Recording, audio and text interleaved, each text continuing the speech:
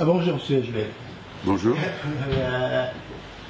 Moi, j'aimerais un petit peu éclaircir certaines choses. Je suis sûr que vous avez envie vraiment aussi. On peut parler de ce fameux email, de ce voyage, de tout ça, juste pour des explications. Vraiment, qu'est-ce qui s'est passé exactement? C'est quoi? Bah, écoutez, je suis tellement touché par cette affaire, tellement affecté. Je ne dis pas abîmé, mais affecté par cette affaire que j'en connais parfaitement la chronologie, les dates, les heures, et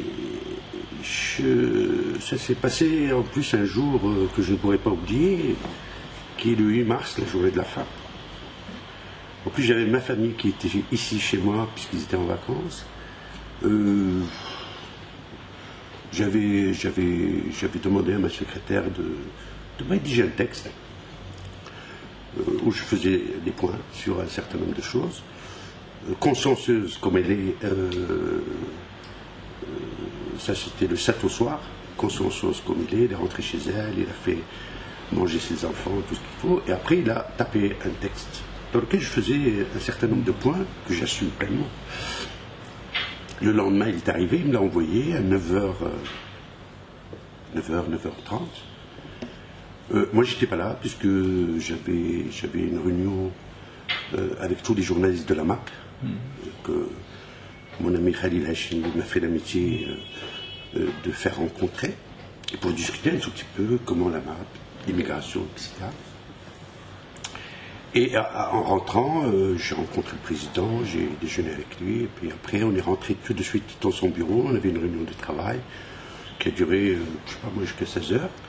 Et à 15h40 précisément, il y a un mail qui est parti de ma boîte, à tous les membres, qui contient une partie du texte que ma secrétaire avait écrit, et qui était encore inachevé, puisque je devais le conclure, etc. Et en injectant dedans deux diffamations. D'abord qu'il y a une caisse noire dans le Mjlis que j'évoque, puisque le texte est fait, le mail est en mon nom, et que je qualifie les membres de minables, ce que je ne saurais faire. Et enfin de conclure en essayant un tout petit peu, en parlant au président de façon assez violente, que sa méthode aussi, ou CNDH, ou CCDH, maison dans laquelle j'ai passé 8 ans en tant que membre, et pour laquelle j'ai beaucoup de respect, d'estime et, je dirais, de souvenirs émotionnels. Bon, voilà, moi j'ai fini la réunion, je suis descendu, après le président m'a appelé, il me dit qu'est-ce qui se passe, il y a ce mail, etc. Qu'est-ce que c'est? Et donc on réalise que, effectivement, j'ai envoyé un mail, quoi. Alors que je n'ai pas fait cet acte. Bien sûr, le coup était rude, dur. Et puis, bon, c'était un jeudi. Est-ce que votre boîte était piratée? Justement, le jeudi, c'était un jeudi. Le vendredi, on en a discuté. Le samedi, il y a un certain nombre d'experts qui sont venus, qui sont rentrés dans les entrailles des ordinateurs et qui, effectivement, ont fait le constat que ma boîte était piratée et que c'est pas parti, en tous les cas, de cet environnement dans lequel on se trouve. Et que, ni de mon ordinateur, et à aucun moment, de toute façon, j'étais avec le président au moment où l'acte a été fait. Ma boîte n'a pas été simplement piratée, j'ai été violé. Je considère que lorsqu'on rentre dans la boîte de quelqu'un, on le viole. C'est une violence. Et donc, je m'étais dit, on a atteint un niveau, je dirais, comment dirais-je, de manipulation. Je dirais que vis-à-vis de l'ordinateur, j'ai le même rapport que vis-à-vis de ma voiture. Je la conduis, mais je ne connais pas le moteur. Mon ordinateur, je l'utilise, mais je ne sais pas le connais pas comme tout le monde. Comme tout le monde. Je suis un utilisateur de nouvelles technologies, mais effectivement, j'y comprends parfaitement rien. Alors, je crois que tout le monde a eu, je dirais, une attitude raisonnable. Mais le mail avait une certaine force, je dirais, d'une certaine manière, parce qu'il illustrait parfaitement cette phrase de Paul Valéry qui dit que il y a plus faux que le faux, c'est lorsque vous mélangez le vrai et le faux. Parce qu'il y avait du vrai. Ouais. Mais celui qui a fait cette œuvre a eu l'intelligence de placer dans des endroits précis 3 petites bombinettes, je dirais, qui feraient que effectivement ça pose problème. Alors ça s'est passé, etc.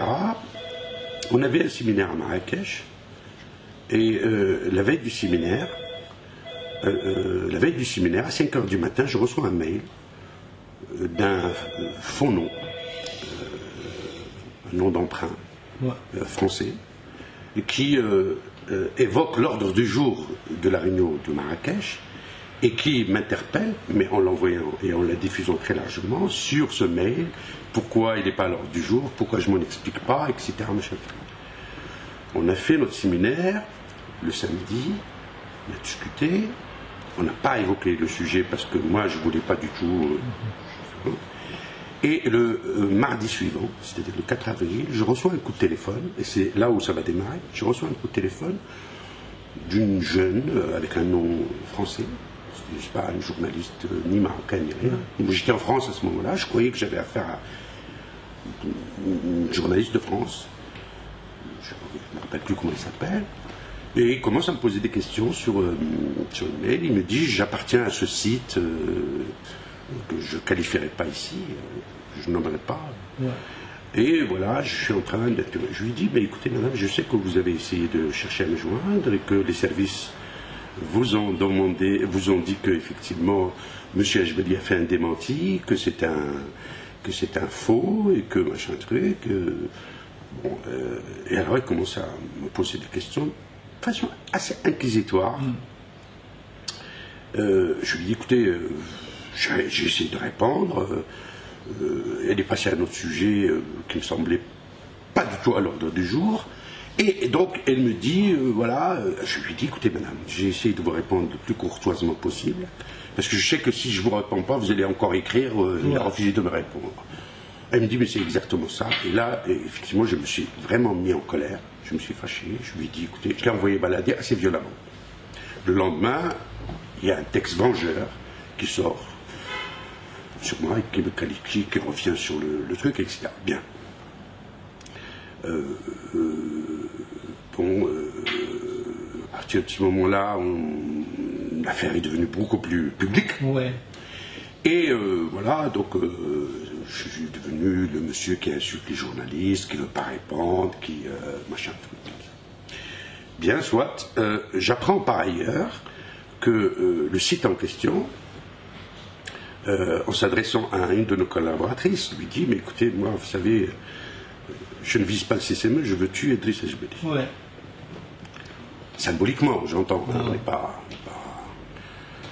chez les talibans. Hein, donc voilà, bon, j'apprends ça, et puis les choses évoluent, et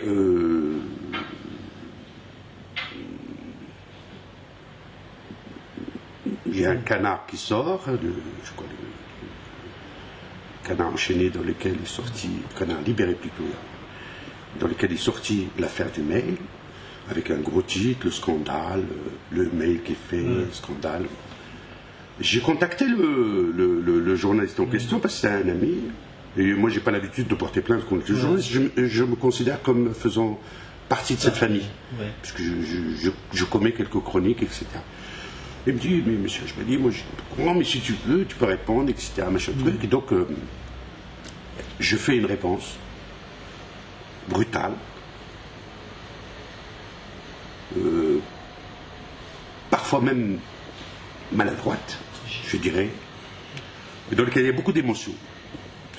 Parce que j'ai pas l'habitude de m'exprimer, je ne veux pas parler, c'est pas mon rôle de parler, mon rôle c'est de travailler sur le fond des choses. Et donc, je réponds à cette problématique que pose effectivement Internet, qui est devenu presque un espace de non-droit, puisqu'il n'est pas balisé par une forme de déontologie. Je pose le problème de toutes ces associations, effectivement, parce qu'ils ont le droit de critiquer, mais il faut quand même qu'ils balayent devant leur porte sur le processus démocratique qui les fonde. Je réponds à une députée qui, effectivement, au moment où on a une nouvelle constitution, on a le devoir un tout petit peu de réussir sa mise en œuvre. Je dis que les politiques ont le devoir, et je dirais d'une certaine manière, de produire du sens. Et je réponds enfin, parce qu'il y avait une diffamation sur une de nos membres qui était destinée peut-être à devenir ministre, et il est devenu ministre, et qui était attaqué par certains journalistes marocains. Je me suis attaqué assez brutalement. Et donc là, effectivement, c'est le bourrasque, c'est la tempête, tout le monde. Est-ce qu'il y avait des... Vous êtes senti seul dans cette histoire? Est-ce qu'il y avait des gens autour de vous qui vous ont défendu Je dois vous dire que, pour une fois, je me suis senti non seulement livré à moi-même. Bien sûr, j'ai eu un soutien très fort de certaines personnes, mais malgré ça, je me suis senti non seulement livré à moi-même, mais livré aux chiens. Ça m'a évoqué cette phrase de François Mitterrand devant la dépouille de Bérégovoy, qui était Premier ministre, qui s'est suicidé. Parce qu'il avait emprunté, autant Premier ministre qu'il était, 1 million de francs de l'époque chez un ami à lui pour acheter un appartement. Et je dirais toute la presse était tombée sur lui par rapport au fait qu'il ait fait presque accusé de corruption, etc. Et il s'est suicidé un 1er mai. Puisque c'était un syndicaliste, un garagiste qui est arrivé jusqu'au sommet de l'État en tant que Premier ministre. Et François Mitterrand, qui était très ému lors des funérailles, leur a dit: lorsque vous livrez l'honneur d'un homme au chien, moi je me garderais bien de qualifier les gens de chiens, mais lorsque vous êtes la cible d'une espèce de meute comme ça, je dirais il y a un moment donné où vous avez un sentiment de solitude. Mais en même temps, moi je suis de ceux qui pensent beaucoup à cette phrase de Nietzsche: les épreuves qui ne vous tuent pas vous fortifient. Et donc, à partir de ce moment-là, je dis à tout malheur quelque chose de bon, parce qu'il y a toute une série de choses dont je ne m'occupais pas, parce que j'avais tellement d'autres choses à faire, qui vont venir suite à la réaction que je vais avoir par rapport à ce mail lui-même, et par rapport à ce sentiment d'être la cible d'une meute. Moi, j'ai réagi sur 3 plans. Le premier plan, c'est que je veux comprendre.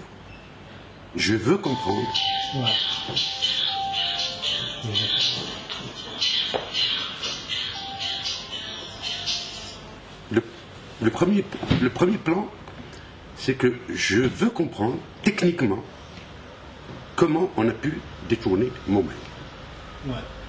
Pour ça, on a saisi, sous la signature de notre secrétaire général, Maroc Télécom,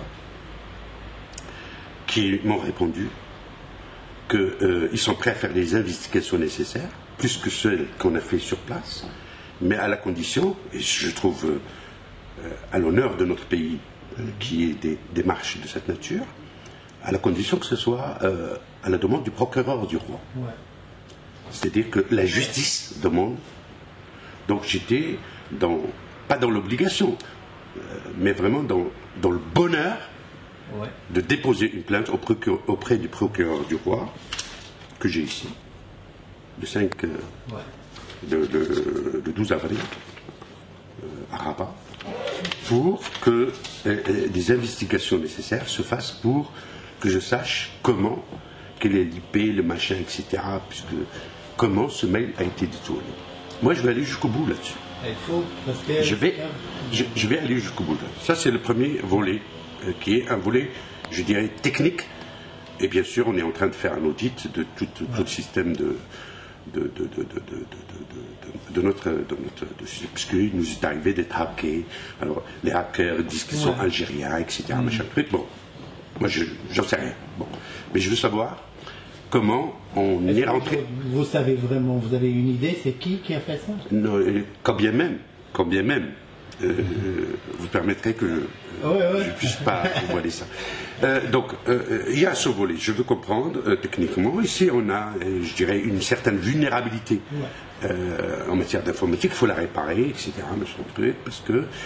Parce que c'est vrai, lorsqu'on rentre dans votre boîte mail, après tout, c'est comme si on fouillait votre intimité. Oui. On fouillait votre intimité. Moi, cette boîte mail, j'ose plus l'ouvrir. J'ai l'impression qu'il est souillé. Il est souillé. Donc, il y a ce premier volet. Le deuxième volet, et ça c'est presque le bonheur de cette affaire, parce que ça permet même notre contact, c'est que j'ai essayé de contacter un certain nombre de gens pour comprendre pourquoi il y a autant d'animosité. C'est arrivé aussi autre chose, monsieur. L'histoire, par exemple, du billet. Ça, je vais venir après. Ça, je vais venir après. Donc, ah oui, c'est vrai, vous avez raison. C'est-à-dire, vous avez raison. Chronologiquement, c'est avant. Chronologiquement. Mais bon, dans un premier temps, je voulais comprendre. La plainte est portée, il n'y a pas de problème. J'ai reçu un jour un mail du même site.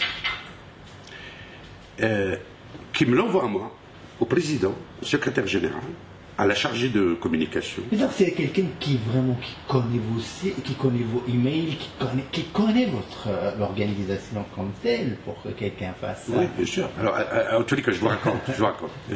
Et un mail adressé à sa rédaction, c'est-à-dire un mail adressé à tellement de monde que, je dirais, vous savez, moi j'ai toujours dit que le problème de la lettre A dans la littérature, c'est l'arrobase. Parce que quand vous mettez un arrobase, vous ne maîtrisez plus rien, parce que ça peut partir partout. Donc il m'envoie à moi un mail, m'adressant un certain nombre de questions, et il me dit, de façon un ton très poli, mais cynique, voilà, monsieur, je me dis, j'ai en ma possession des documents que des personnes m'ont donnés, dont un billet pour la Thaïlande, un billet, je dirais, pour Paris, telle date, votre fiche de paie, je vous somme de me fournir les explications nécessaires, l'ordre de mission s'il y en a, etc. Sur un ton assez, je dirais, inquisitoire. Bon, moi, je n'ai pas répondu. Je ne réponds pas à des mails comme ça. Et je ne conçois pas le journalisme comme ça. Bien. Je crois une dizaine de jours plus tard, je reçois un second mail qui réitère les mêmes questions, et puis qui me dit, voilà, machin. Et si vous ne le faites pas, on va... Et donc le 29 juillet, à 5h du matin, on est pendant le ramadan. Le 29 juillet, vous savez que tous les immigrés sont là parce qu'il y a la fête du trône. Donc le choix de la date n'est pas innocent. Il y a un article assez brutal qui sort sur le fabuleux train de vie de Driss Ajbali, qui évoque le titre du film Le fabuleux destin d'Amélie Poulain. Je dis à c'était quand même talentueux. Et donc,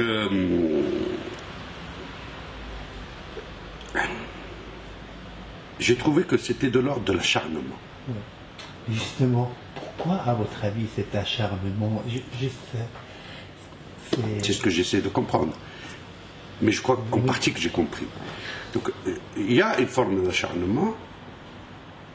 Est-ce que ça peut être une forme de jalousie?